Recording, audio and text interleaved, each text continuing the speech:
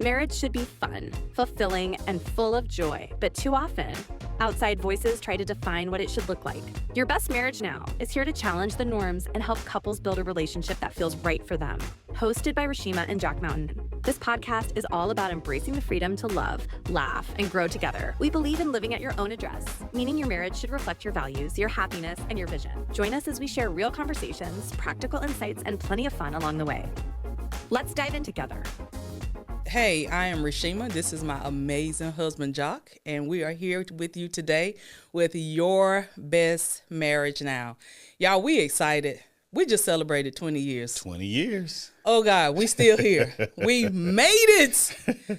Y'all, when I'm telling you, I'm so excited. 20 years with the same person, and we still in love. We still in love. Still in love. In love, not just love each other, but yes, in love. It is a difference, and we'll talk about that. But, yeah, we have been doing this. Talking about marriage. We've been in business together for 19 years, so we've been doing both for a long time. And we're just here to share our hearts. We're just here to share what has been working for us, what has not been working for us, the things that we've changed, the things that we've kept, so you can have your best marriage now. And we do it focusing on what we call the 3 C's. The first C is communication. The second C is compromise. And the third C is commitment. Y'all, that commitment ain't no joke. Listen, commitment is for real. Like, this is not a play game. This is not, a fairy tale. This is real life. And we're going to talk about last year, when year 19 hit, I went to him and I was like, I don't want to keep doing this like this. And I was talking about the marriage. I was talking about business. I was just talking about us, period. And he was like, I don't either. And so we went on a journey of what needed to be fixed in our relationship, and individually looking at ourselves. We got some outside communication, some outside counseling, and because we are committed. Commitment to me is not just, oh, I love you forever, until it gets tested.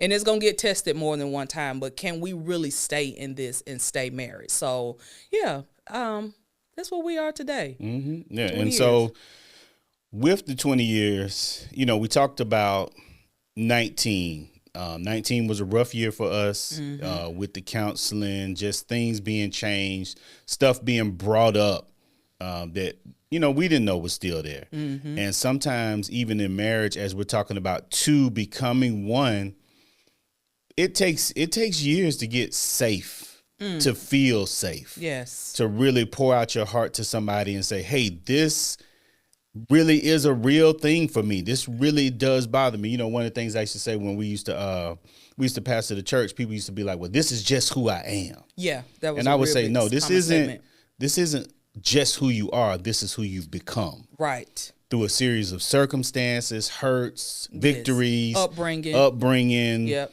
Community exposure. Your life is just an amplifier. Yes. You're just amplifying what's in you, what was taught to you, what happened to you. Mm-hmm. And if you amplifying the wrong thing, that's what we're going to hear.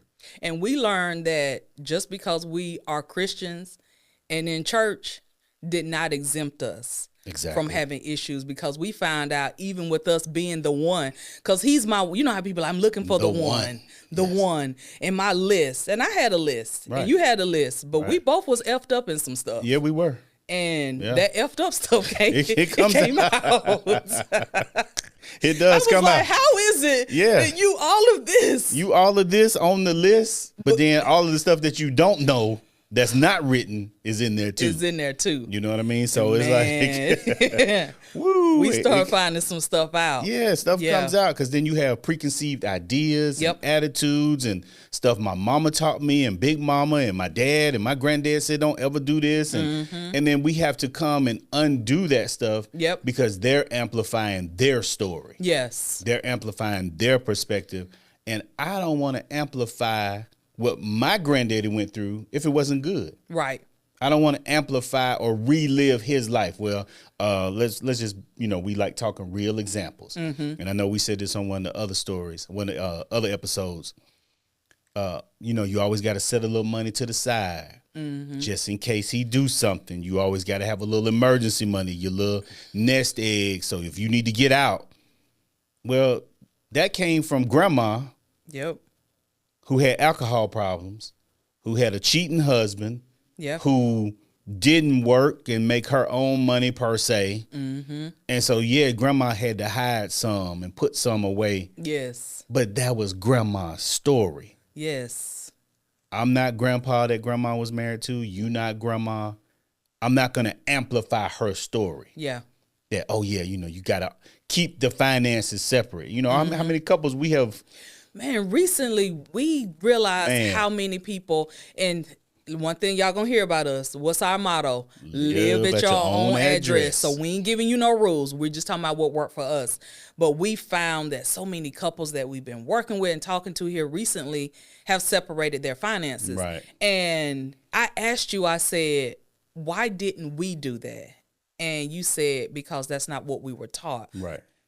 Even though we didn't separate our finances, in my heart, I still was separated in a lot of ways because I was very controlling. Right. I was very hard.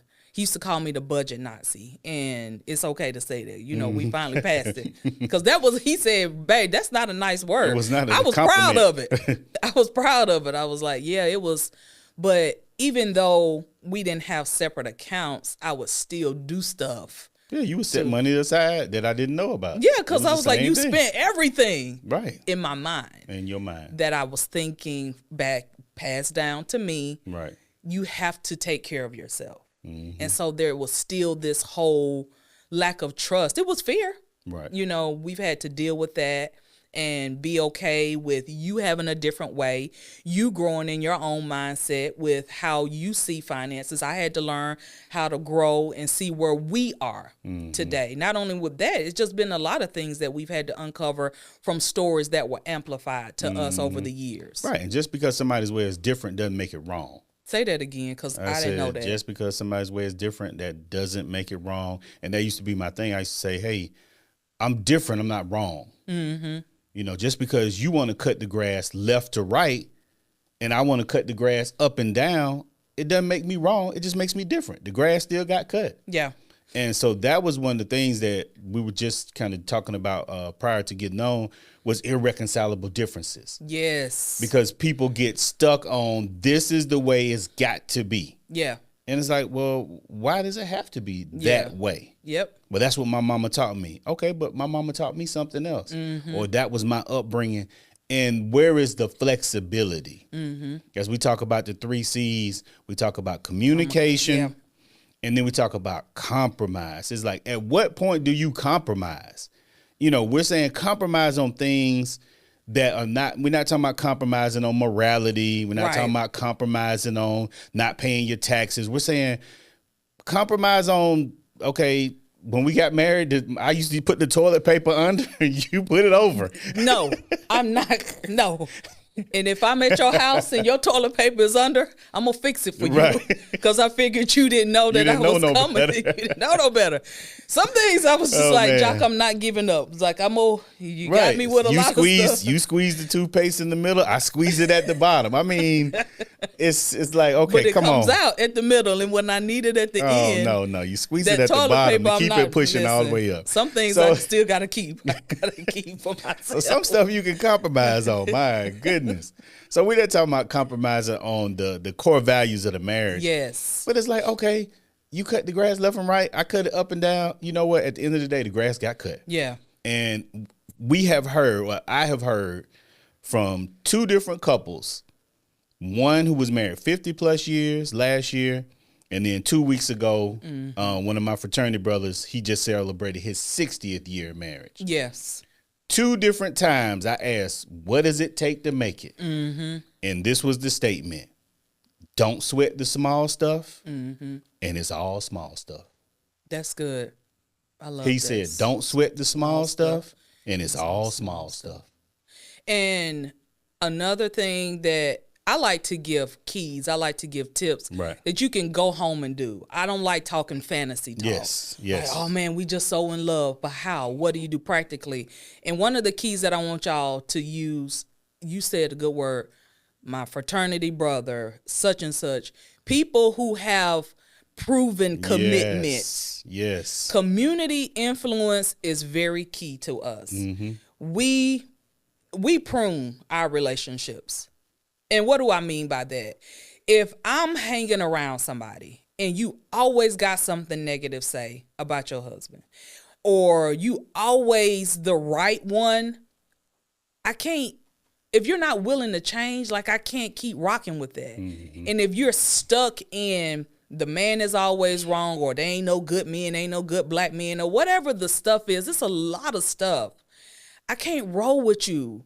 It's like you're not even willing to be open, to be flexible, to hear that somebody else does things a different way from you, a better way than you, that the man is not always wrong, whatever stuff that you're saying. If you're constantly nagging, constantly arguing, if everything about your relationship is drama filled, I can't do that. And that's something that we just said from the beginning, because we were asking each other, just like we asked each other in year 16 when we started this podcast. We asked ourselves last year, what are some of the things that are non-negotiable that's going to help keep us going down this road? Because we were about, if y'all want a title, we were about starting forward. We weren't about, okay, well, this happened in and this happened in this is, but can we start? What can the next 20, 40? And so he started talking to people who have that history, who have the substance, who have the wisdom to help us get to where we are, because we're not interested in failing. We're interested in success. And we know it can be done. Oh, yeah. So and that starting forward was, moving forward from the hurts, the disappointments, getting counseling, reading books, going to convention, whatever it takes to get to the place where you can go forward. And yes, it may require discussing an issue more than once. Well, I thought we settled that. Well, I'm unsettled again. Well, I thought we already forgave that. I did forgive, but I'm still hurt. Well, I thought, the last time we went over that, everybody was good. Well, I was good until 2 days ago, and I'm not good again. So It takes going over a thing and going over it and finally just allowing God to restore your soul. Yes. And Psalms 23:3 says he restores the soul. Psalms 147:3 talks about he heals the brokenhearted. And sometimes those things really are real. And for a lot of people, it's more real than the word. It's more real than God. The hurt is bigger than the creator himself. Yep. And it becomes the thing versus him being the thing or the person that can bring a resolution to it. I don't want to get off into that right now, but we wanted to move forward, go forward, and we called it a new and living way. Like let's start year 20 with a new and a living way. I don't have to be combative. Yes. Hey, you want game? I like Tide. Let's get game. And you want to go to Red Lobster? I want to go to Outback. Let's go to Red Lobster. Yes. Well, what if I don't never get my way? Well, go to Red Lobster on your own. It ain't a big deal. Yeah. You don't like a certain restaurant I go to with the chicken wings and the sprinkle stuff? I go and get it by myself. Yep. So it's like, at what point, I guess I'm going to ask this question. At what point is it really worth an argument? Is this really worth an argument? Like if I, so it's I'm going to use this. Well, I don't want to be taken advantage of. Okay. Were you really taken advantage of by turning the toilet paper over? That's good. Were you really taken advantage of because you squeezed the toothpaste in the middle? Right. Were you really taken advantage of if you went and cut the grass left and right versus up and down? Did I lose something because I took on some of your traits? Right. Did you lose something because you took on some of my traits? And it's like, I'm not forcing you to do it. I'm just saying, hey, this is the way I do it. And you know what? I'll do it your way if that's easier. Yeah. So it's like, sometimes like, what are you really holding on to? Well, we Johnsons, and that's just not how Johnsons do it. Well, are we holding on to your name? or your family name for the sake of another argument in our house. Yep. You said new and living way, and that came from a lot of talking. A lot of stuff that you said to me that I really did not want to hear. It hurt to hear. And we talk about God healing the broken heart, and he is the one. And God prompts us, and I'm going to talk about me, to say stuff and admit and own and take responsibility for our part in the relationship. And I did not do that for a long time. I didn't. And I'm going to show y'all. This is, y'all see this right here? This is my friend. These words right here. I'm wrong. I'm sorry. These are words. Y'all got it? Keep it straight ahead. These are words I had to realize that were important to you. These are words that it honestly felt like I was choking if I said it. You were right. I've been practicing. Can y'all tell how it flowed? Y'all felt that, didn't you? That your girl been working. You were right. Or sometimes I just need to shut up. I needed to let you be frustrated without me being frustrated. Right. And it took me, 17 to even realize, first of all, you had feelings. Right. Another 2, to digest that I was the cause of some of that stuff. Right. And that is new for your girl. It was taken on the real identity, the God identity, because I don't have to be afraid of being wrong. I don't have to be afraid of making a mistake. And I remember one day we were coming from brunch and I was just going on and on about something. And I was like, I want to know that I can be wrong or I can make a mistake and still be okay. And that was really hard for me because throughout the whole entire, from my dating, all of it, the guy was always wrong. Like that was a belief, almost like it was seared in my soul. And when I saw the hurt that you were experiencing, at times I didn't get it because I didn't think men had feelings. But once I started letting God deal with me and seeing your hurt, I was like, man. And people automatically think that did they cheat? Was there somebody else? And it's like, no, you're the somebody else. You're the person with your words, with the attitude, with the passive aggressiveness, with the dismissive, the not taking ownership of when you say it, or the withholding, whether it's conversation, love, sex, money, it's the withholding. It's all of that stuff that I had to look at to say, you know what, if we're really going to go forward, I got to let what I thought, even though we've had a good relationship, but it wasn't the greatest relationship. Right. That we could have, because I realized that there's another person in this marriage besides me. And this person has a heart, they have emotions, they have feelings, they have dreams, they have aspirations. All the things that I have, he has too. But just because he's a man doesn't mean that now I am to dump everything because of wrong teaching that I got about you on you and pretend like your jockness doesn't matter.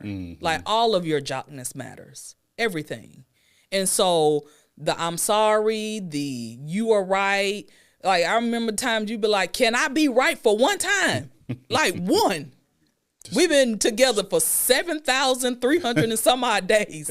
Can you give a brother one? Just one, Jesus. And I'd be like, I would say, yeah, but in my heart, I was like, no.